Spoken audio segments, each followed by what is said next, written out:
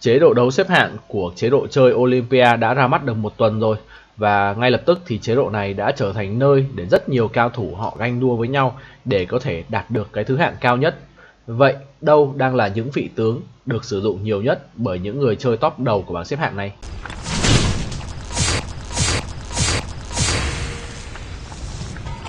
Vâng, và xin chào tất cả các bạn đã quay trở lại với kênh của Rock F2P.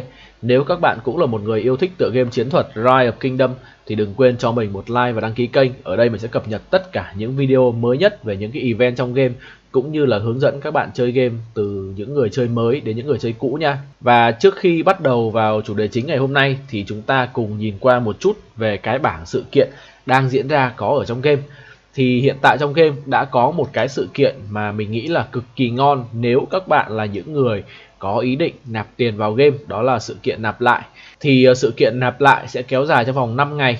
Thực ra thì đúng ra là nó kéo dài trong vòng 8 ngày các bạn. Và trong 8 ngày này các bạn chỉ cần nạp tối thiểu 5 ngày với cái mức là 2.500 đá quý để các bạn có thể nhận được phần thưởng tương ứng với mỗi cái rương mà chúng ta đang có ở đây.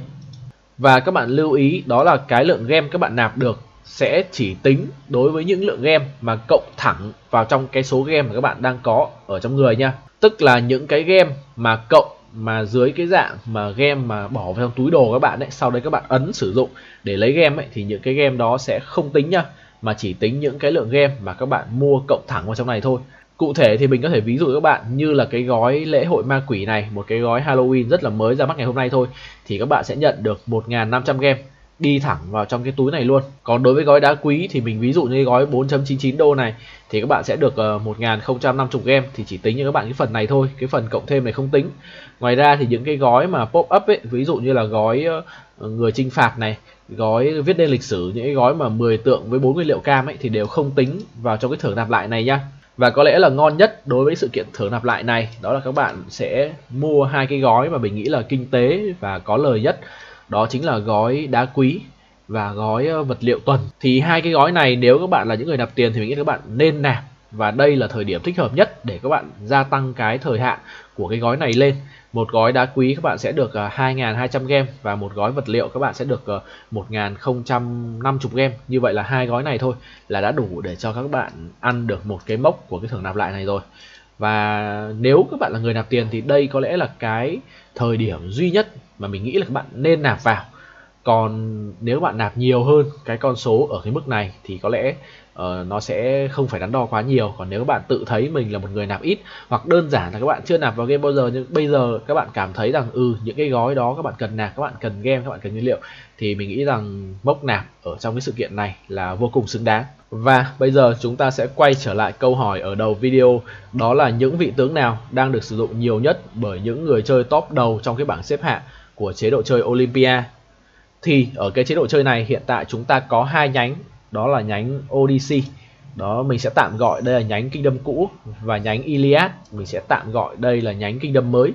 Thì ở cái nhánh Iliad này, ở vị trí top 10 thì chúng ta đang có là một người chơi ở cái rank đó là Hoàng Kim Vinh Diệu 2. Và ở cái nhánh Odyssey này thì các bạn sẽ thấy rằng ở top 10 hiện tại đã là Kim Cương Vĩnh Hằng 3 rồi. Như vậy là những người chơi ở cái nhánh cũ ấy có vẻ họ đang try hard hơn khá là nhiều. Và bây giờ chúng ta sẽ đi vào xem những cái người chơi đang dẫn đầu ở cái nhánh cũ trước. Dẫn đầu đó là một người chơi tới từ liên minh One V Kingdom 1034, một cái liên minh cực kỳ nổi tiếng ở người Hàn Quốc, với cái rank là chúa tể tối cao. Đây là cái rank hiện tại là cao nhất mà một người chơi có thể đạt được ở trong chế độ chơi Olympia này. Và anh này đang sử dụng cho mình 3 vị tướng mạnh nhất cho từng loại quân, đó là Hạng Vũ, Quan Vũ và Nebu, với cái tỷ lệ thắng rất là cao, 80%. Và ở skill này các bạn có thể thấy là anh ta sử dụng bảng skill Big Chúp. Khi mà bảng skill này sẽ tăng 60% tấn công cho tất cả loại quân và 20% sát thương gây ra trong 60 giây cũng cho tất cả các loại quân luôn.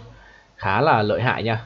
Top 2 đang có một người chơi tới từ Kingdom 1671 với cái rank là Kim Cương Vĩnh Hằng 2. Anh ta cũng sử dụng cho mình đó là Quan Vũ, Hạng Vũ và Nebu. Và bộ skill rất là giống anh đầu tiên luôn khi mà cũng sử dụng bộ skill Big Chúp. Top 3, một người chơi ở Kingdom 1188. Vâng, vẫn là 3 vị tướng như vậy luôn, không biết là có dấu hiệu lag ở đây không. Và vẫn sử dụng Big Chúp nha, nhưng mà anh này sử dụng skill hơi khác một chút.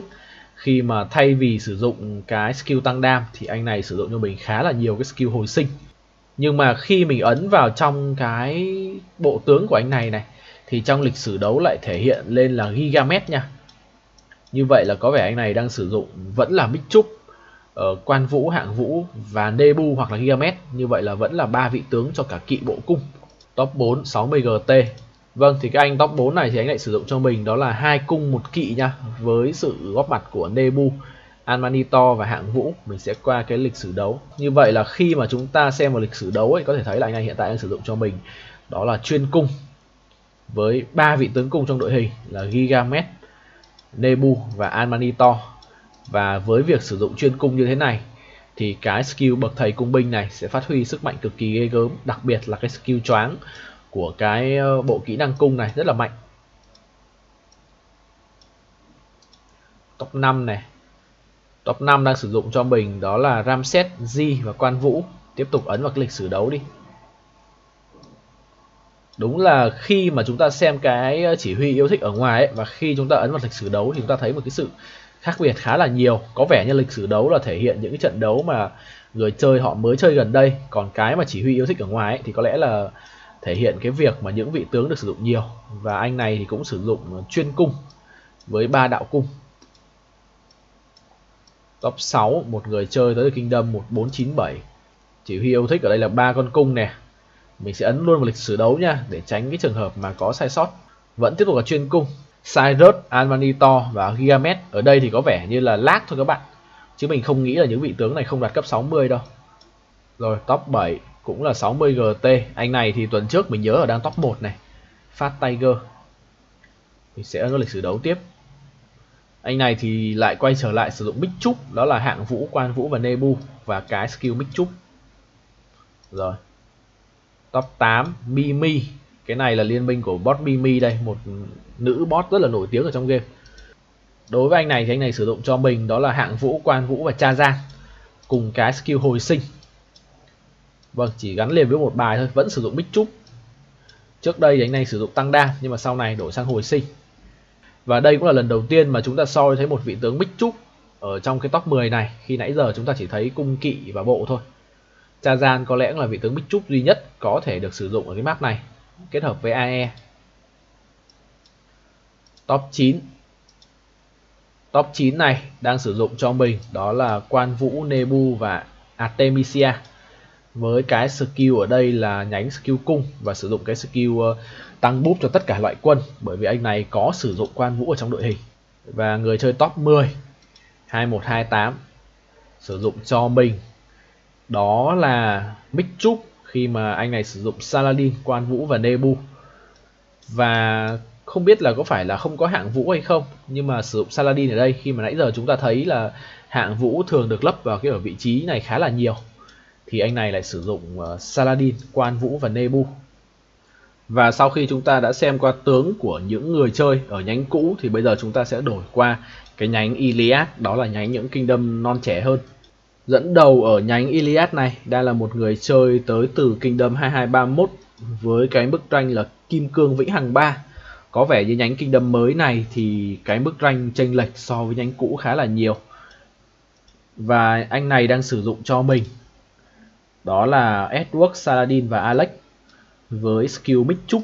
Tiếp tục là Bích Trúc. Hôm nay chúng ta thấy skill Bích Trúc được sử dụng khá là nhiều. Top 2, một người chơi tới từ Kingdom 2242. Anh này thì đang sử dụng cho mình đó là Saladin, Cao Cao và Charlie Martel với cái nhánh skill đó là nhánh kỵ binh. Đây là cái nhánh skill kỵ binh đầu tiên mà nãy giờ chúng ta quan sát được, với cái skill chủ động là cái skill boost cho tất cả loại quân. Top 3, một người chơi tới từ Kingdom 2293. Anh này sử dụng cho mình tiếp tục là 2 con kỵ trong đội hình với Saladin, Khan và Alex, và nhánh skill giống như người chơi ở top 2, đó là nhánh skill kỵ binh và cái skill cho tất cả loại quân. Top 4 này. Top 4 sử dụng cho mình đó là 3 đạo kỵ, đó là Khan, Saladin và Cao Cao. Nhưng có một điểm đặc biệt ở anh này, đó là anh ấy lại sử dụng cái skill tiếng gầm xung trận. Đây là một skill tăng sát thương cho kỵ binh và tăng 15% sát thương trong 60 giây. Thì nếu mà đúng ra thường nếu mà chơi chuyên kỵ ấy, các bạn thường sử dụng cái skill mà tăng tấn công kỵ và tăng sát thương gây lên cho cung cơ. Nhưng có lẽ là anh này sử dụng cái skill tăng 15% sát thương này bởi vì nó sẽ gây ra tất cả loại quân. Còn cái skill kia ấy là chỉ tăng khi gây sát thương cho cung thủ thôi. Thì có lẽ là đấy là một cái giải thích khá là hợp lý, bởi vì anh này sử dụng cái skill này gần như trong tất cả mọi trận luôn. Có lẽ là ở K2, K3 này thì cái cung thủ ấy còn được ít người chơi các bạn. Rồi, người chơi top 6 tới từ Kingdom 2236. Anh này cũng sử dụng cho mình là 3 đạo kỵ luôn. Và đây là cái skill nãy mình vừa nói tới này. Các bạn sẽ được tăng 80% tấn công cho kỵ binh. Thì cái skill hồi nãy thì nó chỉ tăng 40 thôi. Nhưng bù lại cái skill này nó sẽ tăng cho các bạn 30% sát thương gây ra cho cung thủ. Nhưng mà nếu đối phương sử dụng kỵ binh hoặc là bộ binh ấy, thì cái 30% sát thương này sẽ không được áp dụng. Và có lẽ K2, K3 hiện tại ít người mà sử dụng cung ấy, nên thành ra là cái skill này có lẽ là cái anh hồi nãy anh đánh giá là không có tác dụng nhiều chăng. Top 6 tiếp tục là một người chơi tới từ Kingdom 2242. Vâng, anh này sử dụng cho mình đó là Mick Trúc với sự góp mặt của một vị tướng tím. Đây là vị tướng tím đầu tiên mà nãy giờ chúng ta theo dõi thì mới thấy được, đó là Kusunoki, cung thủ Saladin và Alex. Alex có vẻ như là một sự lựa chọn tốt nhất đối với cái nhánh mới này. Top 7, một người chơi khác tới từ Kingdom 2244.